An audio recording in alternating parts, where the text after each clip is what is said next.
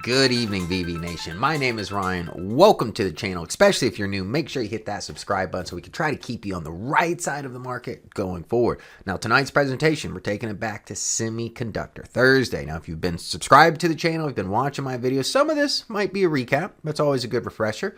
But tonight's presentation, we're going to talk about what I coined the Semiconductor Mafia. Now, that mafia consists of 4 companies across 3 continents: Europe, Asia, and North America. So that being said, these 4 companies you're probably very familiar with, right? You got TSMC, right? Taiwanese company that is responsible for manufacturing majority. I mean, they have a monopoly when it comes to advanced AI chips. On top of that, we've got ASML out of the Netherlands. This is the company that provides the manufacturing equipment needed to produce these chips for TSMC. Now, on top of that, the crowd winner and probably the most popular stock, Nvidia, which just released earnings yesterday, and Jensen Huang made his commentary on the Chinese Chip Restrictions Act.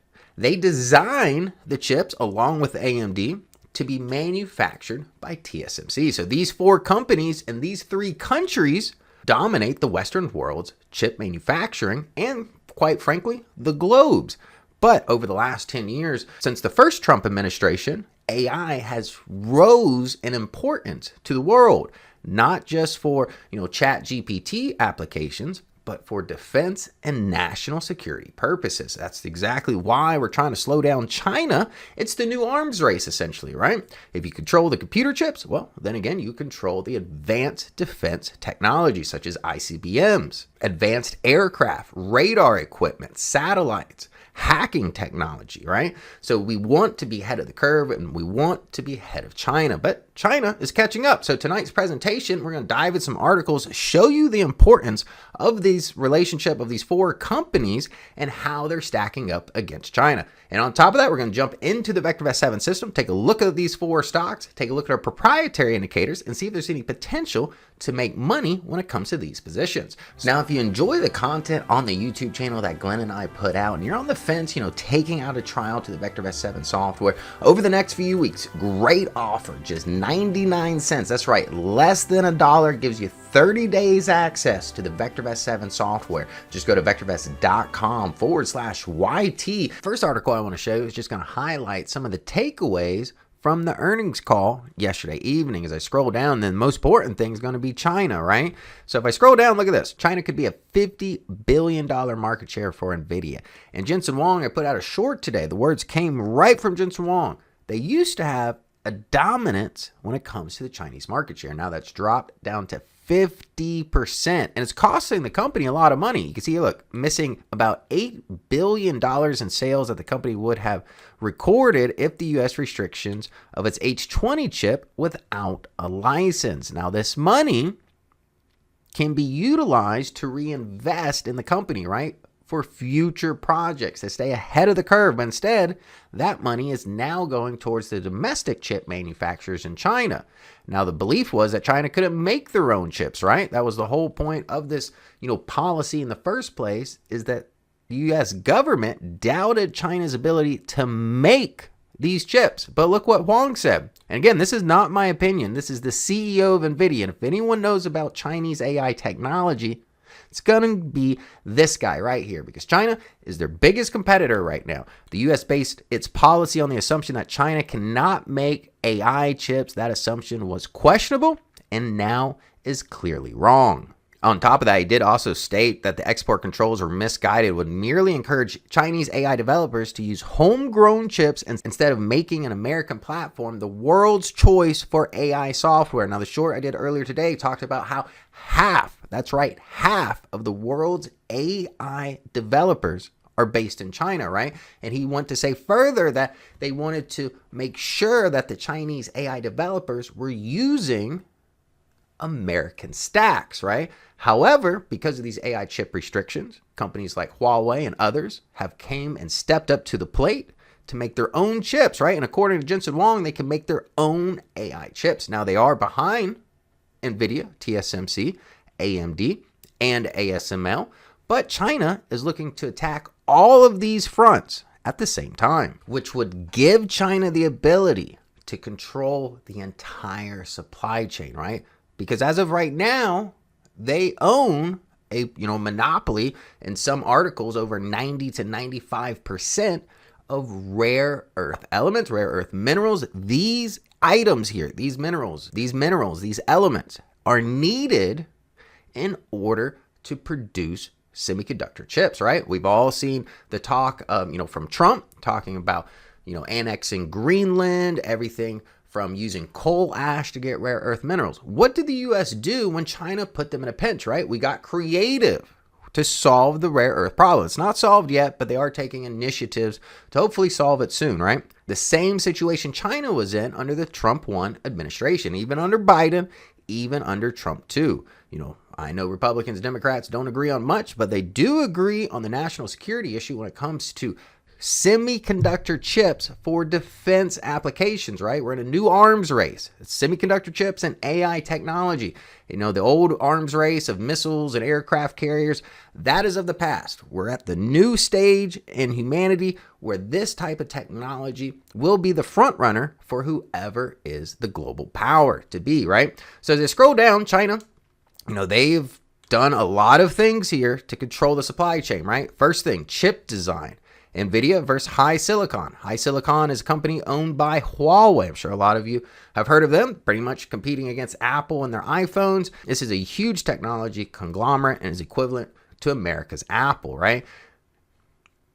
Now, as I continue to scroll down, step 2, chip production, right? SMIC versus TSMC. So China started their own chip manufacturing company and is pouring hundreds of billions of dollars into this technology over the last decade. I know the United States have as well, but let's be honest here. $1 billion United States gets you a lot less than $1 billion in China. As I scroll down, we've got flash memory here, which is not part of the Semiconductor Mafia they have, but this is going to be against Samsung. Now, this is very important. Lithography, ASML, it's a Dutch company. They spend hundreds of millions of dollars to build these machines and sell them, right? Intel bought one for a couple $100 million. TSMC, however, is not quite sold on this price tag. They're not seeing the advancement with this machine in particular, right? TSMC was one of the first fab manufacturers to partner with ASML to get their hands on this lithography machine. So they already have them, right? Intel just bought one. Some other American companies are in the process of buying these.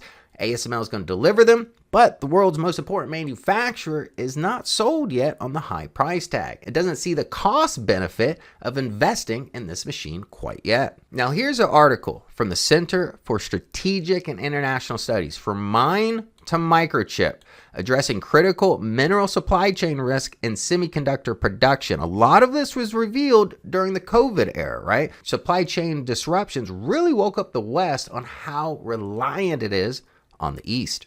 Now, there's a whole lot of elements mentioned in this article, but this is just one example. The U.S. Geological Survey estimated that just a 30% supply disruption of gallium could cause $602 billion decline in U.S. economic output, equivalent to 2.1% of GDP. That's a big number, right? And that's only a 30% supply disruption on one element. All right, we're in the VectorVest 7 software. You can see Nvidia, TSM, AMD, ASML. Again, these are the members of what I'm coining the Semiconductor Mafia. Now, I know other chip manufacturers utilize TSM, like Apple and Amazon, but AMD and Nvidia were pretty much first to the party, right? And they've created a huge partnership with them. I don't know if you know this or not, but AMD and Nvidia, their CEOs are both related and Taiwanese, which is where TSM is based out of, right? So you can see it's kind of a family affair. And somehow we got ASML in the picture. But that being said, the VectorVest 7 system organizes these stocks by VST, gives a sense of overall value, safety, and timing. Are these stocks even a good idea to consider putting in your portfolio, right? The VectorVest system utilizes our proprietary indicators to give you a quick sense if this stock is a good position for you or not. Now, that being said, these stocks, first thing I want to do is compare them to value, right? Nvidia, TSM, and AMD are all undervalued. This is not a price target. This does not mean that we feel Nvidia is going to go up to $166 in the near future, right? It's just saying, hey, you're getting a good deal on the stock. Or, like ASML, investors are willing to pay a premium, right? The VectorVest motto is that we prefer undervalued stocks. So 3 out of 4 are undervalued. Now, looking at the fundamental indicators, RV and RS, and these are on a 0 to 2 scale. Above 1 is favorable, below 1 is unfavorable. The further you get away from one speaks to the magnitude of that favor, right? Now you see RV with Nvidia 1.71, it's probably one of the highest in the database, giving a great sense of long-term price appreciation potential compared to an alternative investment in a AAA corporate bond, while ASML is at the bottom of the pack, but still favorable rating, right? RS, or relative safety, all of these stocks are about the same par here in the 1.3s, so these are relatively safe stocks for investors. Now the timing, right? This looks at the short-term price trend and the magnitude of this price trend. Is a stock in an uptrend, a downtrend, and what's the magnitude of that trend? That being said, Nvidia, Taiwan Semiconductor of 1.7 and 1.6 here, they're in an uptrend, and there's a lot of magnitude behind that, right? I think Nvidia is up like 40% since it's low, somewhere around there. AMD at 1.39, ASML at 1.33. So all of these stocks are currently in an uptrend, giving VST ratings all above 1. However, the CI rating looks at price growth persistence. There's something about these stocks, right? Semiconductors have had it pretty rough over the last 6 to 9 months for the most part. And you can see the CI is telling me that these stocks are failing to hit new highs, right? So just be careful of that. The recommendation, buy ratings across the board here. And this is our forecasted data. Earnings growth rate, which is the GRT. And then we have the sales growth rate.